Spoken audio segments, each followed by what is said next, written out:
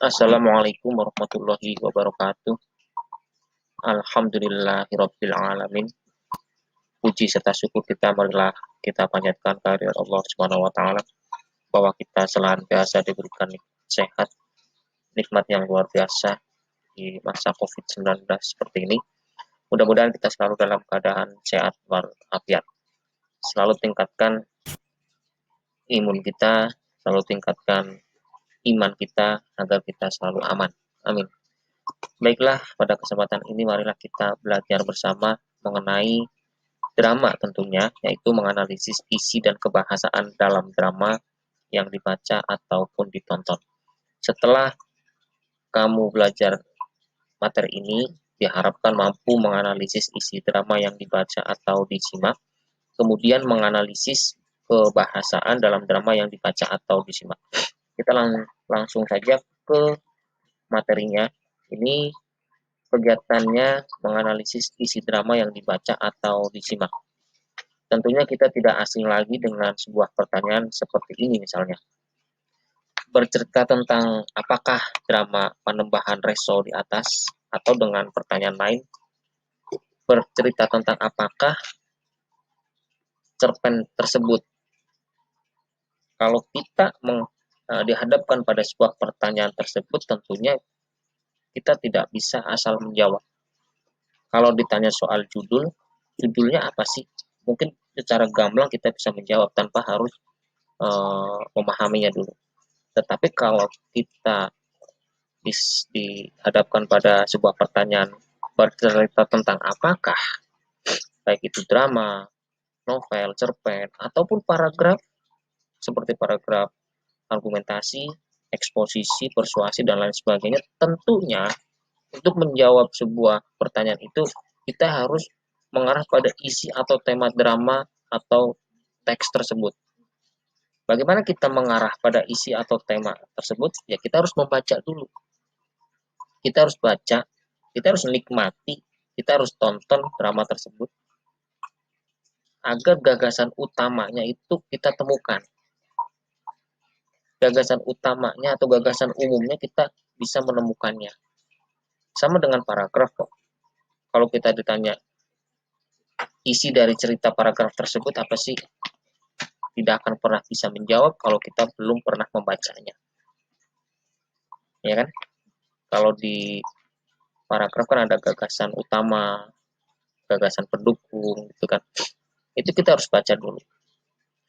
Baik, tema juga dapat diartikan sebagai inti atau ide dasar sebuah drama. Dari ide dasar itulah kemudian drama itu dikembangkan. Tema merupakan pangkal tolak pengarang atau sutradara dalam merangkai cerita yang diciptakannya. Sebagai ilustrasi, misalnya kamu membuat sebuah paragraf deskripsi yang menjadi modal pangkal utama kamu membuat sebuah paragraf tentunya adalah tema. Ide dasarnya itu apa sih? Lalu dikembangkan, kita bisa menentukan judul, lalu kita kembangkan dengan ide-ide pokoknya, inti-inti ceritanya, lalu dikembangkan kembali, dilanjutkan oleh gagasan-gagasan pendukung. Sama seperti dalam naskah drama. Jadi tema itu pangkal dari seorang sutradara atau pengarang atau penulis naskah tersebut untuk merangkai sebuah cerita. Paham ya sampai di sini? Dilanjut. Tema drama merujuk pada sesuatu yang menjadi pokok persoalan yang ingin diungkapkan oleh penulis naskah. Berdasarkan keluasan tema, dapat dikelompokkan menjadi dua jenis, tema utama dan tema tambahan. Tema utama adalah tema secara keseluruhan yang menjadi landasan dari lakon drama. Tema tambahan merupakan tema lain yang terdapat dalam drama yang mendukung tema utama. Misalnya begini, ada sebuah drama dengan mengambil tema pendidikan. Itu tema utamanya. Lalu dalam sebuah alur ceritanya ada muncul tema-tema tambahan kayak seperti sub-subnya ya. Jadi sub-sub tema utama itu muncul. Kadang ada yang pendidikan yang ada yang sebagian orang yang menganggap penting, ada yang menganggap hal-hal biasa saja, atau bahkan ada di situ kan ada konflik sebenarnya, atau bahkan ada yang menganggap bahwa pendidikan itu sangat dan harus dijalani. Nah, itu ada sub-sub tema utama yang mendukung tema utama. Tentunya untuk tujuannya untuk mendukung tema utama. Tema-tema itu biasanya tidak disampaikan secara eksplisit. Sama dengan halnya amanat atau pesan yang disampaikan oleh pengarang terhadap sebuah cerita atau paragraf tidak akan pernah muncul dan tidak akan pernah bisa. Contoh nih, apa sih bedanya tema dengan judul? Ada sebuah pamflet atau selebaran atau spanduk nih, saksikan eh, pertunjukan drama, judul misalnya apa judulnya gitu kan, si bunga desa misalnya judulnya. Lalu ketika kamu membaca itu, apa yang bisa kamu terima dari pesan tersebut? Pasti ditanya sama orang, kapan, judulnya apa, di mana, ya kan? Ketika orang itu bertanya ceritanya apa sih, pasti mentok dengan jawabannya, karena kita belum menonton. Maka dari itu yang namanya judul pasti secara gamblang tertuang, tapi kalau namanya tema itu tidak disampaikan secara nyata ya, maksudnya tersembunyi, kayak amanat dan pesan yang terkandung di dalamnya. Setelah menyaksikan seluruh adegan dan dialog antar pelaku dalam pementasan drama, kita akan dapat menemukan tema dalam drama tersebut. Kita harus menyimpulkannya dari keseluruhan adegan dan dialog yang ditampilkan.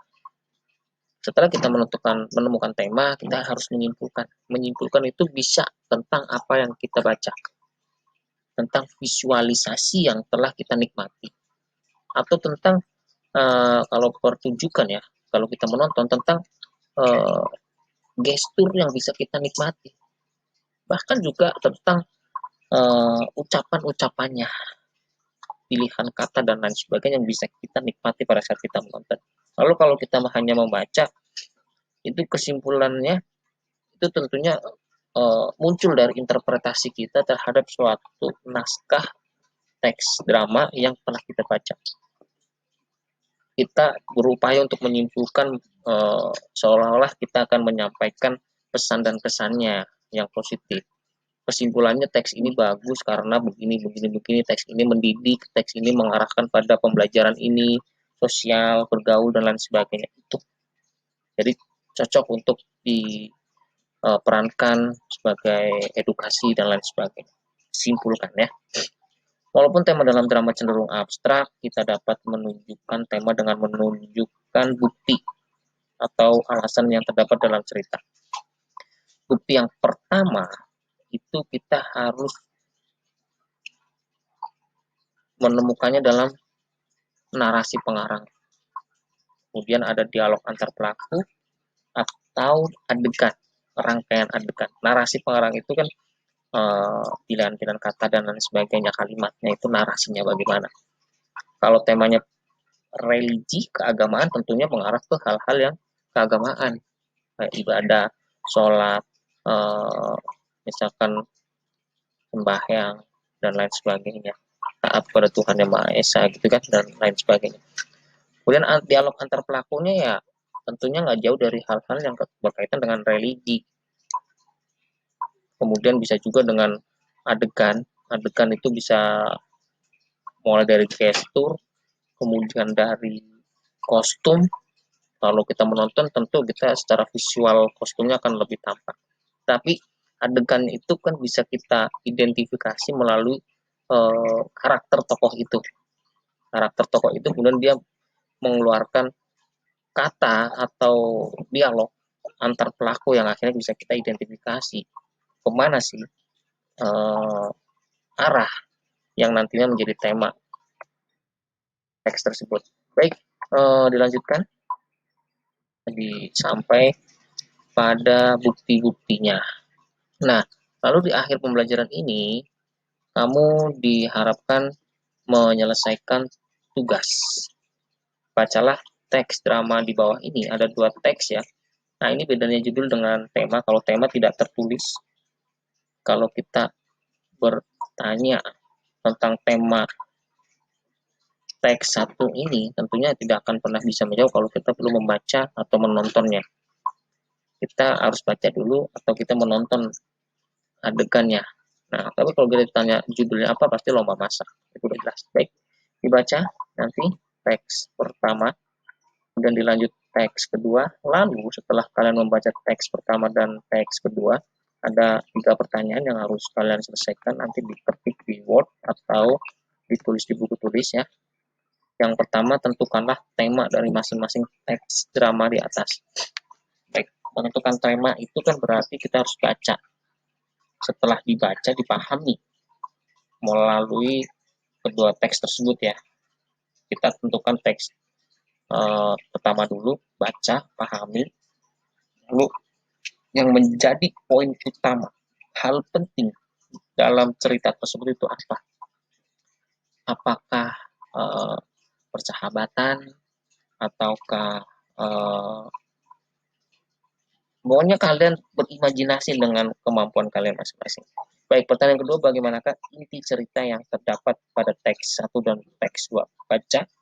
Yang tadi udah dibaca, tentunya inti ceritanya itu kan ringkasan cerita pokoknya. Harus baca ya, berarti ya. Ringkasan inti ceritanya atau cerita pokoknya itu apa sih yang dibahas di teks pertama dan di teks kedua, itu yang harus ditemukan. Yang ketiga, berikan tanggapanmu terhadap masing-masing teks drama tersebut. Tanggapan itu bisa seolah kita memberikan komentar, bisa memberikan pesan, bisa memberikan rujukan, bisa. Misalkan kalau rujukan nih, kamu lihat di YouTube misalkan ada sebuah objek wisata yang mendidik, edukatif gitu kan. Itu tanggapanmu bagaimana? Bagus, bisa untuk pelatih dan lain sebagainya gitu kan. Tanggapan itu bebas sesuai dengan interpretasi kita, tetapi tentunya rujukannya adalah tidak lepas dari konteks yang sedang kita nikmati di atas teks 1 dan teks 2. Baiklah, Bapak akhiri kegiatan hari ini. Mudah-mudahan bermanfaat. Ditunggu tugasnya, jangan terlalu lama, tetap semangat belajar, tetap jaga kesehatan, tetap terapkan protokol kesehatan COVID-19. Terima kasih atas segala perhatian, mohon maaf atas segala kekurangan. Diakhiri, wassalamualaikum warahmatullahi wabarakatuh.